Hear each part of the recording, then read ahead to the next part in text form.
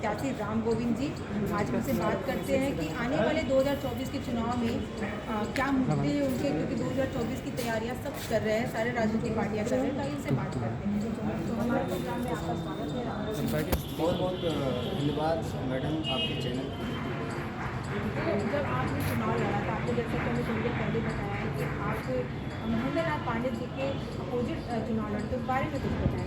दरअसल देखिए madam, opposite कोई होता नहीं है, भाई सम्मानित आदमी हैं, 2 बार सांसद रहे हमारे लोकसभा से। और मैं भी प्रयास किया कि 2019 में मेंबर ऑफ पार्लियामेंट लड़के जो दबे कुचले समाज के लोग हैं उनकी आवाज़ को और उनकी समस्याओं को, चाहे स्वास्थ्य, चिकित्सा, रोजगार, तमाम जो समस्याएं हैं उसको दूर करने का प्रयास किया जाए। क्योंकि देखिए चंदौली ऐसा क्षेत्र है जहां विकास करने का बहुत जगह है। जैसे कि आप देखेंगे कि हमारे जो स्टूडेंट्स हैं रोडों पर दौड़ते हैं, आज हमारी सरकार के पास व्यवस्था नहीं है। हमारी सरकार आवाज़ लगाती है कि हमारे पास 135 करोड़ की आबादी है। जब गोल्ड मेडल लेने के बाद ओलंपिक में आती है तो हम लोग 4-6 लाकर बड़ा तालियां बजवाते हैं, पीठ पकड़वाते हैं अपने मंत्री विधायक सांसदों को। चंदौली में आप चले जाएंगे चंदासी से होते हुए, आपका चेहरा पूरा काला हो जाएगा, पूरा चेहरा। काम नहीं हुआ, कुछ नहीं हुआ है। अभी आप जाइए, जाम लग जाएगा, पूरा काला चेहरा हो जाएगा आपका। इतना धूल वहाँ उड़ता है चंदासी में। लेकिन आदरणीय माननीय महेंद्र पांडे जी 2 बार से सांसद है, लेकिन उनको हवा क्योंकि फॉर्चूनर में चलते हैं, उनको वहाँ धूल पर लगने वाला है।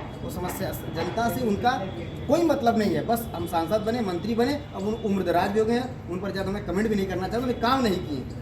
वहाँ की जनता क्या बोलती है? वहाँ की जनता कहती है कि भाई वो काम नहीं किए, वोट नहीं पाएंगे। लेकिन इनकी क्या फार्मूला है, ये बहुत अच्छा आदरणीय प्रधानमंत्री जी का ऐसा फार्मूला है कि और केवल बुनियादी चीज़ जैसे दाल रोटी वाला व्यवस्था कर देंगे, जनता घूम जाती। क्योंकि इतना बेरोजगार बना दिए, जैसे हिटलर ने कहा था मुर्गे का सारा पंख उखाड़ दिया, उखाड़ने के बाद अब पीछे आगे जाने लगा तो पीछे दाना गिराने, अब मुर्गा बेचारा चलने लगा।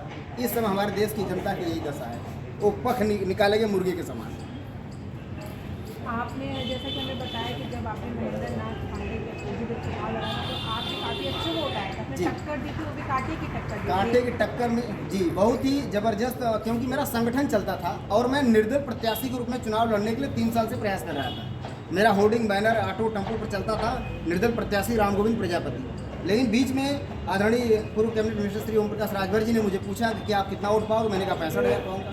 मेरे समाज के 1,95,000 वोट है तो 60-70,000 में पा जाऊँगा। तो उन्होंने कहा आ जाओ मेरे समाज से, मैं टिकट देता हूँ। और चंदौली में चंदौली गया और चंदौली में मुझे टिकट उन्होंने दिया, सम्मान दिया और मैं चुनाव लड़ा। 18,985 वोट में उसमें लीड किया था जी। 2024 को लेकर क्या कहेंगे? दरअसल देखिए मैडम, 19 तो बहुत अच्छा भी था, संघर्ष का समय था। आज तो राम गोविंद प्रजापति को पूर्वांचल के 27 जिलों, उत्तर प्रदेश के 75 जिला, सब लोग जानते हैं कि Ram Govind Prajapati member of parliament चुनाव लड़े हैं। और 24 में अभी हम लोगों ने जो भागीदारी संकल्प मोर्चा बना था उसमें हम लोग समाहित थे माननीय अखिलेश यादव जी के साथ। लेकिन जो हमारे पूर्व कैबिनेट मिनिस्टर साहब हैं ओम प्रकाश राजभर जी, इनको 12 से 17 टिकट मिला था। लेकिन ये बार बार मीडिया पर बोलते हैं कि प्रजापति समाज सोचता कितने हैं। अगर वो कहते हैं अपने आप को, अगर मैं प्रजापति समाज में जन्मता तो इस समय सीएम के दावेदार होता, सीएम की कुर्सी के दावेदार होता। लेकिन इतना उन्होंने दावेदार नहीं समझा कि जब हारने की बात आई तो प्रजापति के बेटे को उतारे थे, और जब जीतने की बात आई तो अपने बेटे को उतार दिए मैदान में श्रीपुर विधानसभा से। ये देखिए नीति है लोगों की। तो कैसे नेताओं पर भरोसा किया जाए। लेकिन हम लोगों ने एक व्यवस्था बनाया है। अभी हाल में हम लोग ने 11 जुलाई को माननीय शशि प्रताप सिंह, माननीय कैप्टन राजकुमार प्रजापति जी के साथ हम लोग फाउंडर मेंबर है राष्ट्रीय समता पार्टी का, और इस बार मैं प्रदेश अध्यक्ष हूँ राष्ट्रीय समता पार्टी का।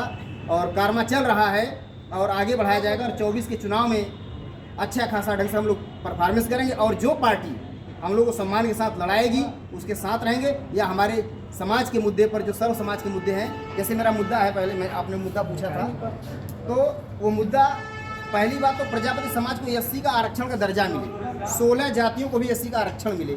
और जो हमारे सर्व समाज से जुड़ी समस्याएं हैं, जैसे अब देख लीजिए बिजली 200 यूनिट फ्री करना चाहिए गरीबों के लिए, कम से कम जो नितांत भोजन पानी में अभाव, उनको बिजली की फ्री मिलना चाहिए। स्वास्थ्य चिकित्सा निःशुल्क होनी चाहिए। बच्चों को पढ़ने की व्यवस्था होनी चाहिए, जो कि संविधान कहता है हमारा मूलभूत अधिकार शिक्षा है। हमारा संविधान कहता है मूलभूत शिक्षा अधिकार है। और 14 साल के नीचे के बच्चों को फैक्ट्री कारखानों में काम करने की इजाज़त नहीं है। आर्टिकल 24(17) जाति छुआछूत के बारे में बोलता है। लेकिन यहाँ सब उल्टा। आदरणीय प्रधानमंत्री जब से 8 साल से आए हैं, जितना इन्होंने कहा सब उल्टा। निकाय चुनाव में हमारे प्रत्याशी 4-6 प्रत्याशी मैदान में आ रहे हैं। और जैसे कि धर्मेंद्र कुमार प्रजापति हैं, तरना वार्ड से लड़ रहे हैं। अवध कुमार प्रजापति लड़ रहे हैं आपके 20 वार्ड है, 20 वार्ड है। ऐसे कर हमारे 10-12 प्रत्याशी मैदान में आ रहे हैं, समाज से जुड़े हैं और उनको भी कोई पार्टी से टिकट कन्फर्म नहीं हुआ है। धर्मेंद्र जी को अपना दल या माननीय अनुप्रिया पटेल जी की पार्टी से टिकट अभी हम लोगों ने दिलवाया है। उन लोग पिछली बार निकाय चुनाव हुआ था, जो भी प्रत्याशी उसमें जीते थे, क्या उनके द्वारा कार्य किए गए हैं? मैडम काम तो अभी तरना वार्ड का मैं बता दूं, सुद्दीपुर कटौतिया लक्ष्मणपुर गांव है बगल में, एकदम कोई काम ही नहीं हुआ है। सीवर वैसे ही पड़ा ही रह गया। जनता दलदल जैसे होता है ना, पानी भर जाता हिलता है, वैसे जनता आ रही है, मर रही है। जनता भी उसके लिए दोषी है मैडम। लोग कहते हैं जनता नहीं आवाज़ नहीं उठाती है, वो लालच में आ जाती है, बकरी बकरा मुर्गी मुर्गा के चक्कर में वोट दे देते हैं। तो भोगो, ये वोट कीमती है, आपके बेटे का भविष्य है। तो 500 में बिक रहा है, एक गधा 20,000 का बिकता है, ये आदि मानव 500 में बिक जाता है। तो मरो, जनता जनार्दन है, लेकिन ये शैतान का काम कर रही है इसमें। मैं ओपनली बोल रहा हूँ मीडिया पर आपके, ये जनता दोषी है इसके लिए। जनता ऐसे नेताओं को चुनकर विधानसभा में और लोकसभा में भेजती है जो उनको बखिया उखेड़े, उसी मुर्गे की तरफ पंख उगाड़े। ये जनता करती है अपने लिए। अगर सही सच्चे नेता को चुन लो, बनाओ रामगुरु, दिखाए लोकसभा चंद्रपुरी को। 5 साल में हरा भरा न बना तो फिर कहिएगा। आप पेशे से डॉक्टर भी जी। हैं और टीचर भी हैं। जी, जी। इस बार के निकाय चुनाव के लेके आपने अपनी बातें तो रख दी, लेकिन होना क्या चाहिए? देखिए, होना चाहिए जो प्रत्याशी आए जनता जनार्दन के बीच में अगर जाएं, वो मूलभूत समस्या से बात करे और नोट पर वोट न दें। बकरी बकरा मुर्गी मुर्गा के चक्कर में भैया वोट मत दे वजह, नहीं तो वैसे ही बकरा की तरह 5 साल घुमाई, मुर्गा की तरह घुमाएगा। अब घूम रहे हैं लोग 5 किलो के लिए लाइन लगाए हैं। अरे यार 4 घंटा लाइन लगा, 400 कमा लिया होता है।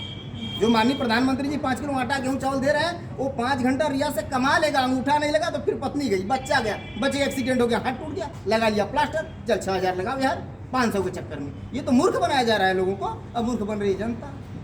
अब मोदी जी नाच रहे हैं, खूब सीना फुला रहे हैं कि मैंने ये किया हो गया, कुछ नहीं किया, बेवकूफ़ बना रहा है पूरे देश को। सम्मानित पद पर हैं, इसलिए मैं कह रहा हूँ आदरणीय प्रधानमंत्री जी देश को डुबा रहे हैं। अभी 2014 में 1732 रुपया प्रत्येक व्यक्ति पर कर्ज था, लेकिन इस समय 35,122 रुपया कर्ज है, चाहे वो बच्चा बाहर हो चाहे माँ के पेट में हो, सबके बराबर। तो देखिए